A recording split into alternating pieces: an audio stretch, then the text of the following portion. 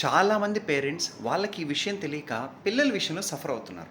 Sir, మేము వేలు వేల రూపాయలు పెట్టి పిల్లల్ని డిఫరెంట్ డిఫరెంట్ యాక్టివిటీస్‌లో జాయిన్ చేస్తున్నాం. కనీసం వాళ్ళు ఒక్క యాక్టివిటీలో కూడా కంటిన్యూ అవ్వడం లేదు సార్. కొన్ని రోజులు ఇది, కొన్ని రోజులు ఇది, కొన్ని రోజులు ఇది.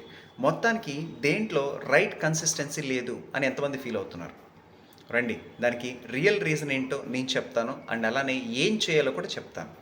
ఇలాంటి విషయాల్లో తల్లిదండ్రులు చేసే ఒక పెద్ద తప్పు ఏంటి అంటే, నేను డాన్స్ నేర్చుకోలేదు, నా కొడుకు డాన్స్ నేర్చుకోవాలి. నేను స్కేటింగ్ నేర్చుకోలేదు, నా కొడుకు స్కేటింగ్ నేర్చుకోవాలి. లేదా నాకు కరాటే ఇష్టం, అందుకని నా కొడుకు నా కూతురు నేర్చుకోవాలి.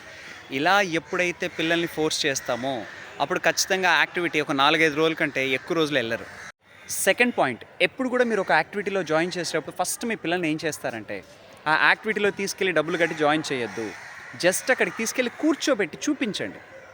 చూపిస్తే వాళ్ళకి నిజంగా ఇంట్రెస్ట్ కలగాలి. అరే, ఈ అన్న ఎంత బాగా డ్యాన్స్ చేస్తున్నాడు, అరే ఈ అన్న ఎంత బాగా స్విమ్మింగ్ చేస్తున్నాడు, అరే ఈ అన్న ఎంత బాగా చెస్ ఆడుతున్నాడు అని ఒక ఇంట్రెస్ట్ క్రియేట్ చేశాక అప్పుడు వాళ్ళని అడగండి, నువ్వు జాయిన్ అవుతావా లేదా అని. ఇలా చేసినప్పుడు ఏమవుతుందంటే ఖచ్చితంగా కొన్ని రోజులు ఇది కంటిన్యూ అవ్వడానికి ఎక్కువ ఛాన్సెస్ ఉంటాయి. ఫైనల్లీ, మీ పిల్లలు ఒక దాంట్లోనే ఎక్స్పర్ట్ అయిపోవాలి అని చెప్పి 14 ఏళ్ల వరకు కోరుకోవద్దు. ఎందుకంటే మినిమం 14 ఇయర్స్ వరకు వాళ్ళ అన్ని యాక్టివిటీస్లో వాళ్ళు వెళ్ళి ఎంజాయ్ చేయాలి.